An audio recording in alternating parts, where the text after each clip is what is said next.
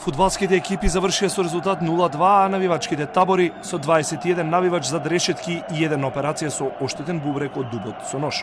На терен победи гостинската екипа од Бугарија, но на скопските улици и стадионот навивачите на Левски ја загубија битката со полицијата и домашните навивачи.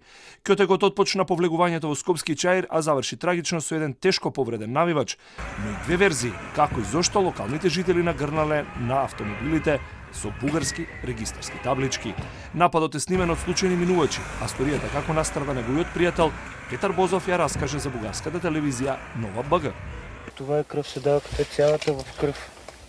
Тук е седнял той? Тук на това място беше той. И през прозореца го наръгват. Напълно без да може да се защити по какъвто и да е начин.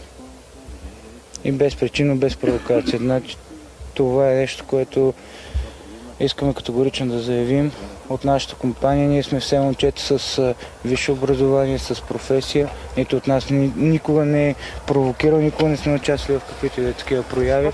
Абсолютно без причина. Според обвинителството, пак бугарски навивачи со две возила се движеле во близина на трговскиот центар Чаирчанка, каде што прво влегле во вербална расправа со случајни минувачи и граѓани која преминала и во физичка пресметка. Потоа бугарските навивачи ги запрале возилата и излегле од нив, пошто вербалната расправа преминала во тепачка со група граѓани кои излегле од околните објекти. При враќање во автомобилот 29 годишен бугарски државјанин бил прободен со остар предмет во стомакот, се вели во соопштението на обвинителството. Кај него е констатирана тешка телесна повреда и е хоспитализиран по извршена хируршка интервенција, тој е во стабилна состојба, информираат од таму. Верзијата на полицијата пак е соопшти ресорниот министер, според кого колоната, иако обезбедувана од полицијата, се одвоила и завлегла во населбата Чаир. При поминувањето во Чаир, преку одредена провокација која што ја прават, настанува конфликт, при што знаете дека имаме едно лице повредено.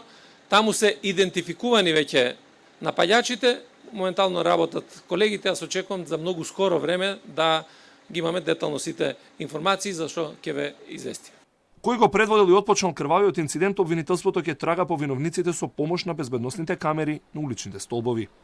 Со цел утврдување на идентитетот на граѓаните кои учествувале во настанот и кои според првичните сознанија не биле дел од локална навивачка група, како и целосно расчистување на настанот, подигнати се траги од местото на настанот кои ќе бидат предмет на вештачење. Освен тоа, обезбедени се видеозаписи од околните објекти и од камерите на системот Безбеден град, а се преземаат и други дејствија. Фудбалскиот меч, освен што ги подгра надежите на љубителите на фудбалот околу пласманот во повисокото европско надпреварување, во позадина ровареле навивачките групи подготвувајќи се за можна пресметка. Но дополнително одговор треба да даде полицијата, како се подготвувале за настан со висок безбедносен ризик. За сега камерите и мобилните на присутните се првичните докази кои говорат за немилите слики на националната арена. Таму навивачките групи беа одвоени и оддалечени, но подебелиот крај го излече полицијата во која завршија тупаниците.